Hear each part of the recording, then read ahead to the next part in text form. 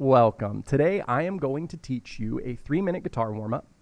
It is guaranteed to help you make rapid improvement on guitar, and I'm going to do it with you so you can return to this video and practice along in the future. But first, why would you listen to me?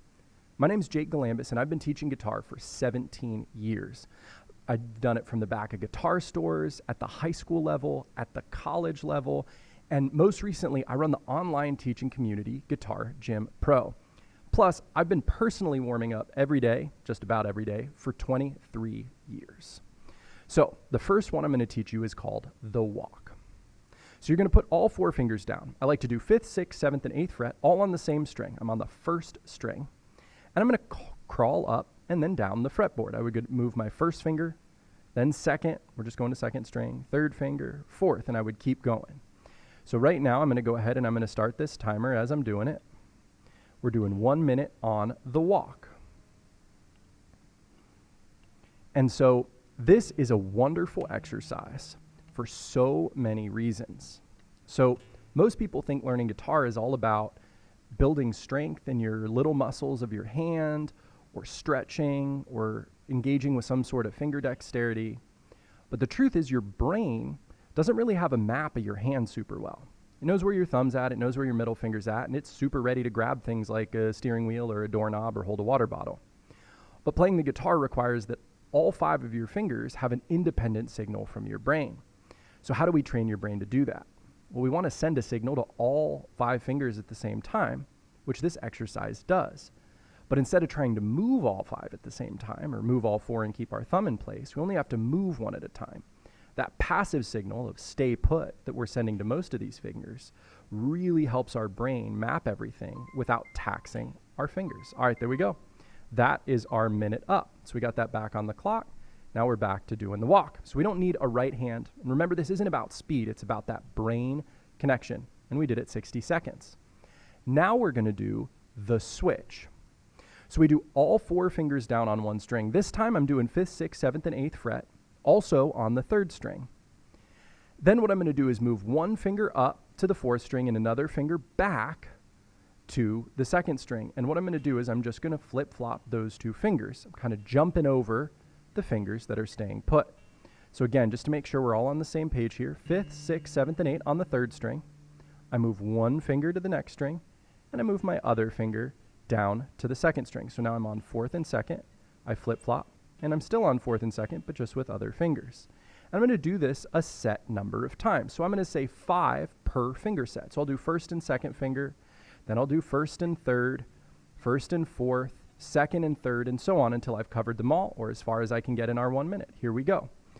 So this works the same as the other one, where we are using our brain to map these fingers out. We're sending signals to all of our fingers at the same time, trying to get them to do hard and confusing things, but that aren't as hard and confusing as playing full chords that require all our fingers. Now, I want you to know, as we get to our weaker fingers, right, and I'm using this ring finger here, you can see I'm struggling a little bit, and I've even been playing for a real long time.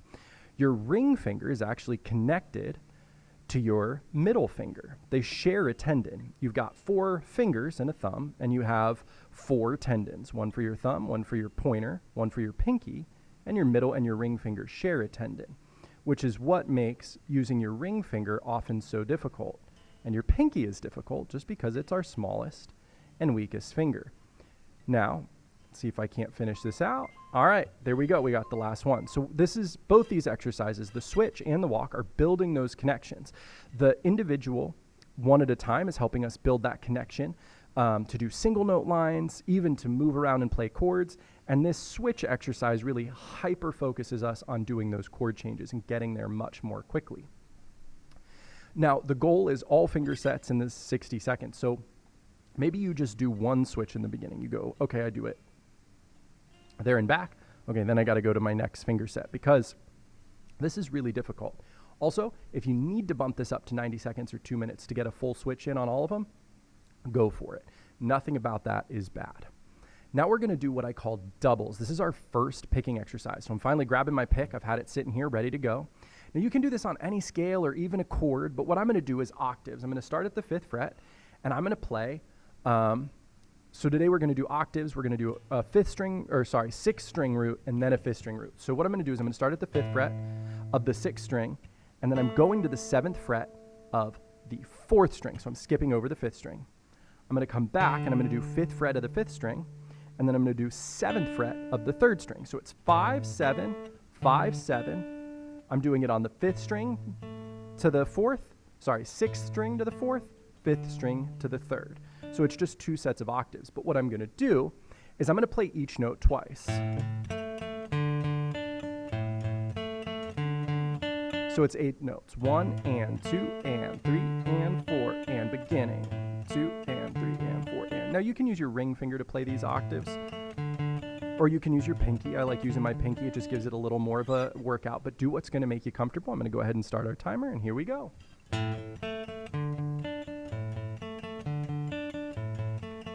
Now this is really helping with a couple things. It's helping our alternate picking, alternating between downs and ups, getting really used to doing that in our right hand without changing notes, right? We're doing down up on each individual note. We're taking a lot of the left hand out of it. Now we're also practicing string skipping, feeling the difference between going 6 to 4, 5 to 3, and jumping over a string, because that can be really tricky in the beginning. If this one's really hard for you and you have a hard time doing this string skip, you could try doing the same exercise just on adjacent strings, 6 and 5, 5 and 4, 6, there you 6, 5, 5, 4, or 6, 4, 5, 3. Whichever one is going to work for you. And again, I'm going pretty quick. You could go a lot slower on this. All right, that's our third exercise and third minute. We want to do this as fast as possible, and I'm going to explain that means relax. So what do I mean by as fast as possible? I mean as fast as we can possibly go without bringing any tension anywhere. So I don't want my fingers tense. I don't want my shoulders tense. I don't want my arms tense. I don't want my wrists tense. I don't want to be curling my toes because I'm trying so hard. I want to go slow enough that I can breathe, relax, talk to you about why this exercise is so great. And however slow that is the speed I want to do it. But the reason I say as fast as possible instead of with a metronome is what you can do is you can practice trying a little faster and see if you maintain that relaxed posture. I was going to say relaxation. And as soon as I feel myself, as I'm speeding up, bring in tension, I'm going to slow it back down till I don't feel tension.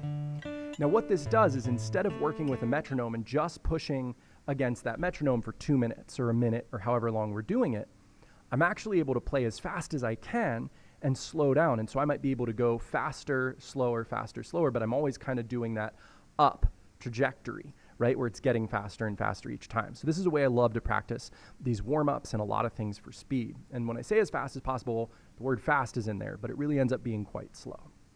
All right, so how do we put this into your practice routine? So you can do 90 seconds on each of these or 60, like I recommended in this. So it's a 3-minute warm-up. It could be a 4.5-minute warm-up. You can make it a 6-minute warm-up and do 2 each, right? 2 minutes each. But I really wouldn't do much more than that. 6 minutes of warming up is plenty. We want to spend most of our time playing. And if you're only doing a 20-minute practice routine, I don't think we want to spend 6 minutes of it. That's a large percentage. We're over a quarter of it. I'd rather do 3 minutes of a quick warm-up, get my fingers ready, feel confident, and then spend more time working on songs. Now, if this was helpful for you today, I have more free lessons just like this one, along with a free community of other guitar players just like you, learning, getting better, growing every day. It's the best community online for guitar players, and it is free forever. It's at schoolwithak.com/guitar, SKOOL.com/guitar. I would love to see you in there. I want to see all your progress and all of the awesome results you get as you are learning guitar. I hope you have a fantastic day and a blast making music.